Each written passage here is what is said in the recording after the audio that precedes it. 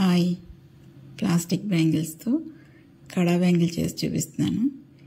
ఇది యూనిక్ ఏం కాదు, అంటే ఇప్పుడు ఆల్రెడీ గోల్డ్లో చేస్తున్నారు ఇలాంటివి. ప్లాస్టిక్ బ్యాంగిల్స్ని గోల్డ్ బ్యాంగిల్స్ కడా కింద చేస్తున్నారు. వాటిని చూసి అలా నార్మల్గా చేసి చూపిస్తున్నాను. బ్యాంగిల్ అయితే కట్ చేసుకోవాలి. దీన్ని ప్లాస్టిక్ బ్యాంగిల్ ఒక 4 సెంటీమీటర్స్ పీస్ తీసేసేయాలి. ఆ ప్లేస్లో మనం బీడ్స్ వేసుకుంటాం అన్నమాట.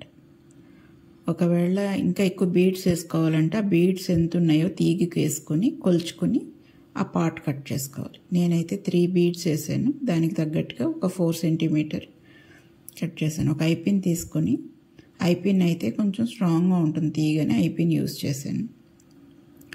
దాన్ని నోస్ ప్లేయర్తో పట్టుకొని హీట్ ఇవ్వాలి. దానికి లైటర్తో కానీ ఎలా అయినా పర్వాలేదు, హీట్ ఇచ్చి అది రెడ్డిష్గా అవుతుంది కదా, అప్పుడు బ్యాంగిల్లోకి గుచ్చుకోవాలి. గట్టిగా అలా ప్రెస్ చేస్తే లోపలికి వెళ్ళిపోతుంది. అసలు లాగినా రాదు, తర్వాత తీద్దామన్నా రాదన్నమాట. అంత స్ట్రాంగ్గా ఉంటుంది. ప్లాస్టిక్ కదా, లోపలికి వెళ్ళిపోయి ఆరిపోతే మాత్రం బాగానే అంటుకుపోతుంది. తర్వాత బీట్ క్యాప్ వేసాను. కట్ చేసిన ఎండ్ కనపడకుండా నీట్గా ఉండడానికి.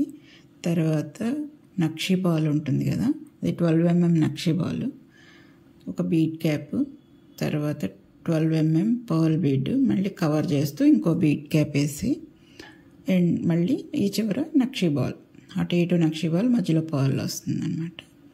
ఇంకో బీట్ క్యాప్ ఇంకో ఎండ్ బ్యాంగిల్లో పంపించుకోవాలి. తర్వాత ఎంత అవసరం అవుతుందో వైర్ అంతా ఉంచుకొని మిగిలింది కట్ చేసేసుకొని దాన్ని మళ్ళీ హీట్ ఇవ్వాలి. హీట్ ఇచ్చి అది రెడ్డిష్గా అవ్వాలి. హీట్ ఇచ్చినప్పుడు అలా రెడ్గా అయ్యేకి ప్లాస్టిక్లోకి ఈజీగా లోపలికి వెళ్తుంది. కొంచెం సేపు అలా పట్టుకుని ఉంటే ఆరిపోయేసరికి అది అతుక్కుపోతుంది. అలా మెల్లగా దూచుకోవాలి.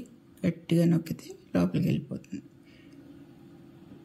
అంతే, ఇంకా ఊడమన్నా ఊడదు. సేమ్ అలాగా 2 బ్యాంగిల్స్ చేశాను. చాలా బాగున్నాయి. వేసుకున్నా కూడా ఏమీ ఊడట్లేదు, బాగానే యూజ్ అవుతున్నాయి.